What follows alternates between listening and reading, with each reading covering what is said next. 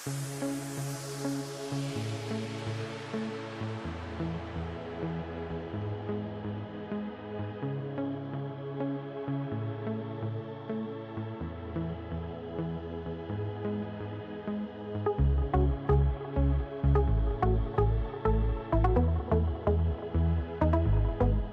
παλιό λιμάνι των Χανίων αποτελεί τον πολυτιμότερο λίθο πάνω στο ανεκτήμητης αξίας στολίδι της Κρήτης, που λέγεται Παλιά Πόλη των Χανίων. Στο λιμάνι βρίσκονται διάφορα καταστήματα και μνημεία από την περίοδο της Βενετοκρατίας και της Τουρκοκρατίας. Θα σας μαγεύσει όποια ώρα και αν το επισκεφτείτε. Ο φάρος κατασκευάστηκε περίπου το 1595 με 1601 από τους Ενετούς. Αποτελείται μόνο από το πύργο του φάρου χωρίς κατοικία φαροφύλακα, και αυτό γιατί βρίσκεται σε κατοικημένη περιοχή, οπότε δεν ήταν απαραίτητη η επίβλεψη της λειτουργίας του από κάποιον ειδικό. Το τζαμί του Κιουτσούκ Χασάν, ή αλλιώς Γυαλί Τζαμισί, είναι ένα έργο Ισλαμικής τέχνης που χτίστηκε προς τιμή του πρώτου φρούραχου των Χανίων.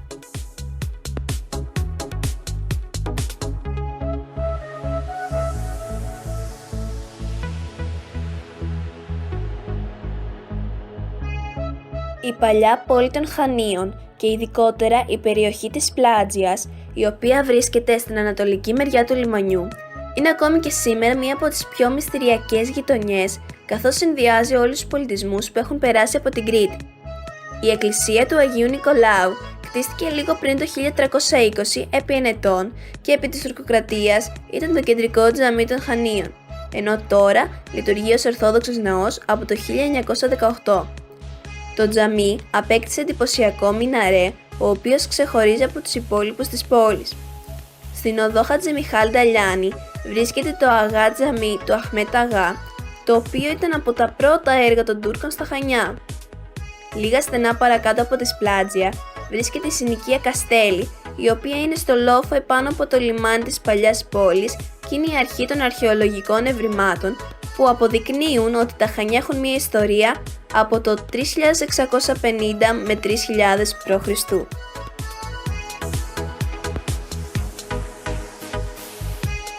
Η παλαιά πόλη των Χανίων.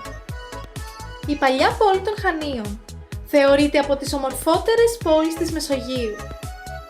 Σε διάφορα σημεία, ο ταξιδιώτης μπορεί να συναντήσει δείγματα όλων των πολιτισμών που πέρασαν από αυτήν, όπως ο Ενετικός και ο Οθωμανικός. Στο κέντρο της βρίσκεται ο λόφος του Καστελίου, ο οποίος κατοικείται από την νεολιθική εποχή και αποτελεί οχυρή θέση δίπλα στο λιμάνι. Το λιμάνι της παλαιάς πόλης αποτελεί το ομορφότερο και τουριστικότερο σημείο των Χανίων. Οδός Αγγέλου. Βορειοδυτικά της παλαιάς πόλης, δίπλα από το Ναυτικό Μουσείο και το Φρούριο Φυρκά, βρίσκεται η πανέμορφη γραφική οδός Αγγέλου, που οδηγεί στη συνοικία του Δουπανά. Βενετσιάνικα αρχοντικά, παλιά σπίτια Οθωμανικής περίοδου, αλλά και περιποιημένα καταστήματα, κερδίζουν με την πρώτη ματιά τις εντυπώσεις του περιηγητή. Και εκεί που ο επισκέπτης νομίζει πως τα έχει δει όλα, ανακαλύπτει άλλες παρόδους της οδού Αγγέλου με μοναδικές καμάρες και θόλους, με τη δική τους ξεχωριστή κρυμμένη ομορφιά. Ένας δρόμος με έντονη πολιτισμική και πολιτιστική ιστορία, καθώς εκεί βρίσκονται δύο από τα πιο χαρακτηριστικά κτίσματα ενετικού ρυθμού, όπως και το υψηλότερο πέτρινο τουρκικό πενταόροφο κτίριο στο παλιό λιμάνι. Στέκει καλλιτεχνών και όχι μόνο. Η οδός Αγγέλου αναμφισβήτητα αποτελεί το πιο ερωτεύσιμο στενό του παλιού λιμανιού. Οδός Θεοτοκοπούλου. Η οδός Θεοτοκοπούλου διατρέχει τη συνοικία από βορρά προς νότο. Στο τέλος της βρίσκεται το Φρούριο Φυρκά, στη μονή του Σαν Σαλβατόρε, φιλοξενεί τη Βυζαντινή και μεταβυζαντινή συλλογή Χανίων. Απέναντί της, η Βενετσιάνικη αποθήκη, από την οποία πήρε και την ονομασία του ο Τοπανάς. Οδός Θεοφάνους. Στην οδό Θεοφάνους βρίσκονται θαυμάσιες αρχιτεκτονικής κτίρια του 7ου αιώνα, που σήμερα έχουν αναστηλωθεί και χρησιμοποιούνται σαν ξενώνες. Οδός Μοσχών. Στην οδό Μοσχών ξεχωριστό είναι το παλάτσο, χτισμένο τον 15ο αιώνα, μαζί με το μέγαρο και το παρεκκλήσι του Αγίου Νικολάου και την εντυπωσιακή είσοδο με τη λατινική επιγραφή και το οικόσιμο της αριστοκρατικής οικογένειας Ρενιέρη. Οδός Ζαμπελίου. Συνεχίζοντας την κατάβαση στην οδό Ζαμπελίου, ο επισκέπτης αφήνει στα δεξιά του την Οβραϊκή, την παλιά δηλαδή εβραϊκή συνοικία, με την ανακαινισμένη μοναδική και την κριτική εβραϊκή συναγωγή και εξακολουθεί να θαυμάζει δημόσια και ιδιωτικά κτίρια από την περίοδο της τουρκοκρατίας, ανάμεσα στα οποία και ένα τουρκικό χαμάμ.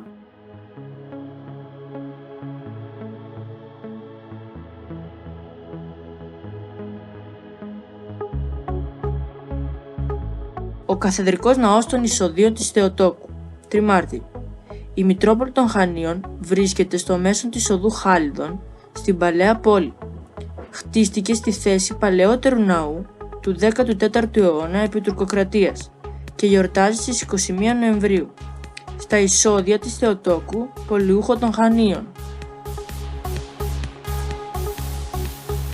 Η Καθολική Εκκλησία των Χανίων βρίσκεται στην οδό Χάλιδων, απέναντι τον Καθεδρικό Ναό Εισοδείων της Θεοτόκου.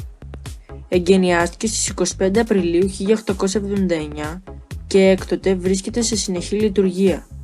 Είναι αφιερωμένη στην Παναγία και αποτελεί την έδρα της Καθολικής Επισκοπής Κρήτης.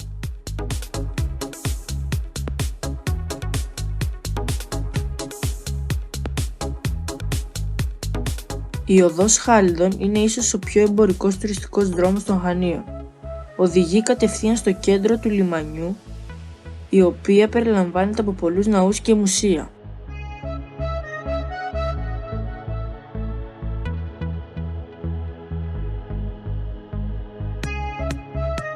Η αγορά ήταν ο χώρος στον οποίο πραγματοποιούνταν οι εμπορικές συναλλαγές της πόλης των Χανίων κατά την αρχαιότητα. Καθώς η αγορά των Χανίων ήταν ο μοναδικός τόπος των εμπορικών συναλλαγών σε όλη την πόλη, εκεί συγκεντρώνονταν έμποροι από όλο τον ομό Χανίων προκειμένου να ανταλλάξουν τα προϊόντα που παράγουν με άλλα προϊόντα που χρειάζονταν. Ήταν ένα κτίσμα 4.000 τετραγωνικών μέτρων που είχε σχήμα σταυρού και 4 εισόδους και ο σχεδιασμός του είχε γίνει από τον Κώστα Τρανδάκη το 1908 και τελείωσε το 1913. Επειδή όμως το σχέδιο δεν ήταν κατάλληλο, η αγορά ξαναχτίστηκε 3 χρόνια μετά την ένωση της Κρήτης με την Ελλάδα το 1916 και αυτός που την ξανάχτισε ήταν Ελευθέριος Βενιζέλος. Η αγορά έχει χτιστεί από τα αρχαία χρόνια, αλλά μέχρι και σήμερα υπάρχουν μαγαζιά τα οποία εμπορεύονται τα προϊόντα τους, καθώς επίσης πολλοί άνθρωποι την επισκέπτονται γιατί είναι ένα σημαντικό αξιοθέατο των Χανίων.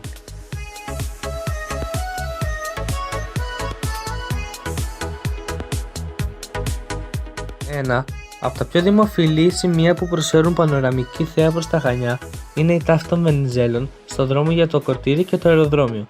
Εδώ βρίσκονται η τάφη του γνωστού Έλληνα πολιτικού Ελευθέριου Βενιζέλου και του γιου του Σοφοκλή Βενιζέλου, όπως και η μικρή εκκλησία του προφήτη Ηλία. Γύρω από τους τάφους έχει διαμορφωθεί ένα όμορφο μικρό πάρκο και η θέα προς τα Χανιά είναι ανεμπόδιστη.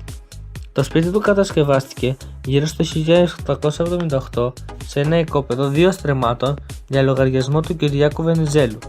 Για μια περίοδο πριν το 1890 η οικία στέγαζε το Ιταλικό προξενιό. Ο ίδιος ο Ελευθέριος Βενιζέλος κατοίκησε από το 1880 μέχρι το 1935. Το 1927 ο Βενιζέλος προχώρησε σε ανακαίνιση του σπιτιού σε σχέδια του αρχιτέκτονα Σταυρίδη. Το 1941 το σπίτι βομβαρδίστηκε από Γερμανούς, όμως επιδιορθώθηκε από τους ίδιους για να χρησιμοποιηθεί ως στρατηγείο και κατοικία του εκάστοτε Γερμανού διοικητή.